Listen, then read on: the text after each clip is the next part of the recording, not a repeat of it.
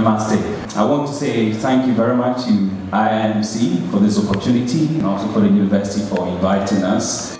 I'm not only here to present, but I'm also here to learn. And so when the Vice Chancellor was speaking about the fact that child rights is all captured in one message, that is love.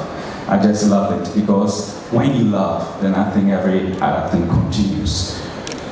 So as you see on screen, I'm from Ghana, West Africa, and we are bordered on the west side by Gwalior, there's Togo on the left, and then there's Burkina Faso on the top of it. And then the announcer, when they were starting up, took a quotation from the former UN Secretary General, Kofi Annan. He said that everybody was once a child. And so child rights is indeed a very important topic for all of us. So I'm going to trace it from the pre-colonial days to the present state of child rights in my country, Ghana. Alright, so this is a broad headline. Children have always occupied a special position in Ghanaian society because we consider them as custodians of the future. So when a child is born, there's a big party and everybody gets together. The naming ceremony is very elaborate. In the pre-colonial days, children were the most precious of one's possession, and that's from a direct quotation from Jiigee in 1996. Community members were also committed to the welfare of children because they believed, and this is a very important quotation, that it took a village to raise a child. So the act of child or looking after the children was a whole village's responsibility, not just an individual. The advantage of the foster system for children was that they always had more than 2 adults whom they could depend on. Of course, there will be advantages and disadvantages because some parents were irresponsible, thinking the society would take care of the child and not perform their duties. The kinship foster care was also based on the values of reciprocity, altruism, that is selflessness, and then the fear of reprisal from dead kinsmen. This is a direct quotation from my research. They believe that the spirit of the dead parent, particularly that of the mother, is watching to see how the child is being treated, and they will reward with misfortune and calamities those foster parents who neglect their child. These are just, beliefs. The advent of colonial rule saw the beginning of modern cities and industrialization in Ghana. And the rural-urban drift weakened the extended family system, contributing to a breakdown of families. Children's rights, as it is known today, was largely absent during the pre-colonial era. Children were considered properties of their parents and the lineage rather than individuals with their rights and entitlements.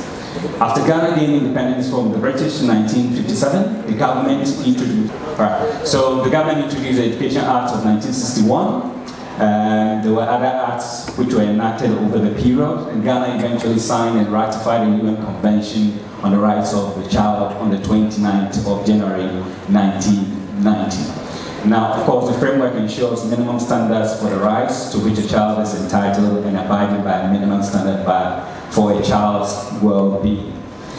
Now, domestically, there are laws in Ghana. They've been enacted, we know there are laws, but of course, there are issues with implementation. Just moving the presentation quickly. Due to the renewed interest in protecting the rights of the child in the past 2 decades in Ghana, the Ministry of Gender and Women and Children's Affairs was established in 2001 to take the lead and coordinate gender and child receptive development issues in my country.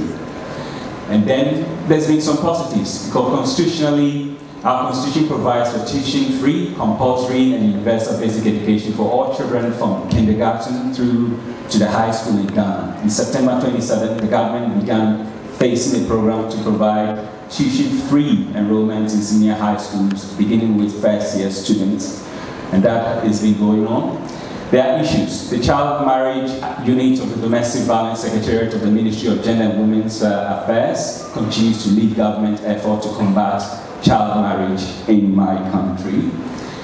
And there are rights violations. While Ghana has been at the forefront of the push to formally adopt child rights, not only introducing the legislation to enforce the rights, but incorporating them into the Ghana Constitution, the country has struggled to enforce them at the grassroots level.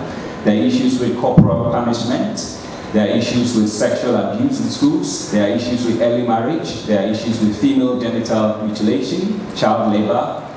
And these are some of the suggestions we come up with this research. We need to strengthen community structures, early intervention through social protection, improve child and family welfare services, alternative care, and what have you. These are just photos of children from my country, about performing a traditional dance.